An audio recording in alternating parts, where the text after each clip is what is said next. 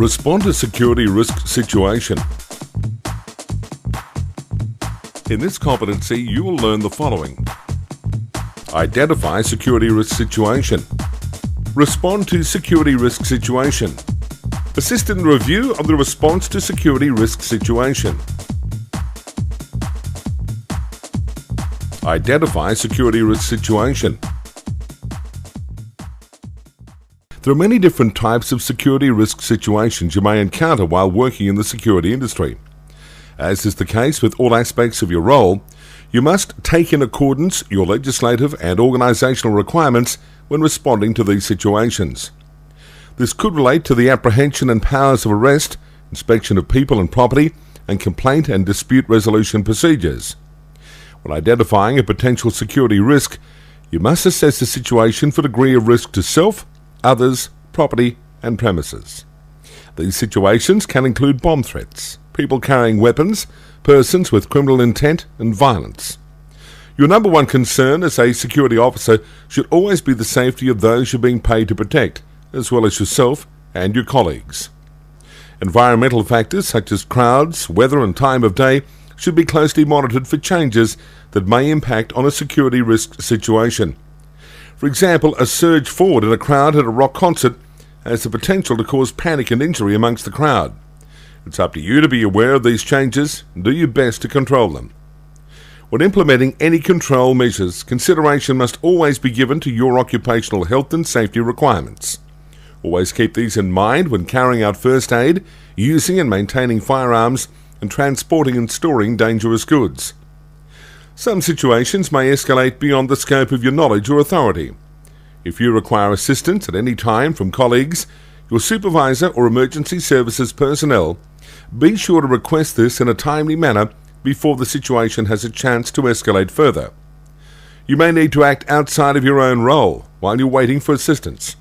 However, this should not be done if it will jeopardize the safety of yourself and those around you. Respond to security risk situation. Before taking any action, you must determine the most appropriate response for the situation. While you may need to act quickly, it is important to know what action you will take to allow you to follow your organizational requirements. Depending on the situation, you may be required to evacuate a premises, isolate risk, and restrain dangerous or violent persons.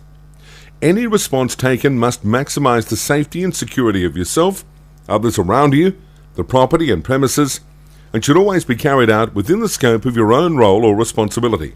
If you require assistance, request this from the necessary persons before taking any action. The situation may require you to use handcuffs, batons, or spray. If any equipment is required, it must be used in accordance with the manufacturer's instructions and organizational procedures. Do not operate any equipment if you are not skilled or qualified to use it. Communication is an important part of resolving conflicts and risk situations. Before resorting to physical action, try to resolve the matter verbally. Active listening, being non-judgmental, constructive feedback, and using plain English are all ways to help diffuse a difficult situation. In some cases, a violent or aggressive patron is simply looking to vent their frustration. Even if the issue is no fault of your own, try to empathize and apologize to the patron. This can sometimes be enough to resolve any issue. When communicating with colleagues, you may be required to use channels such as call signs, coded messages, and hand signals.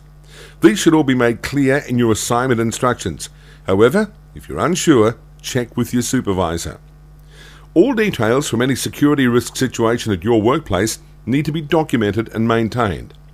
This may include feedback from customers and colleagues, witness accounts, and customer complaints. Assist in the review of the response to security risk situation. Following all security risk situations at your workplace, you'll be required to participate in a review and debriefing process.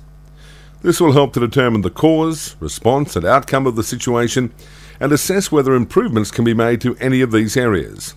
This is also where the accuracy of the details you documented will be discussed and analysed.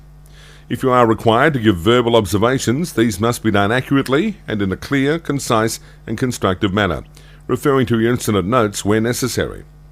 If there are any areas for improvement that come from the review and debrief sessions, these should be taken into consideration when carrying out tasks in the future. These may include improving response procedures and lowering the effects of stress. Your workplace will have specific documents and reports such as activity logs and incident reports that you must complete in the event of a security risk situation. It is your responsibility to complete these reports in a timely manner, using any appropriate format, style and structure. These must all be legible and completed in accordance with your organisational procedures. Throughout your career in the security officer industry, the effects of stress can take their toll on your physical well-being.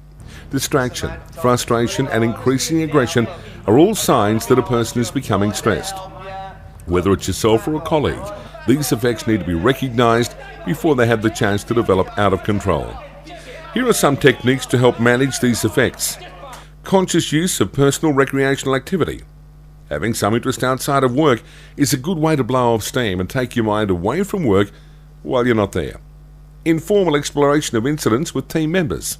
Sometimes it can help to simply talk about incidents that may affect stress levels in a relaxed environment while still at work. Counselling. If the effect of stress is beginning to have a significant impact on work performance and other areas of your life, it may be necessary to seek professional help from a counsellor. Your workplace may have a counselling service available. Check with your supervisor for more information.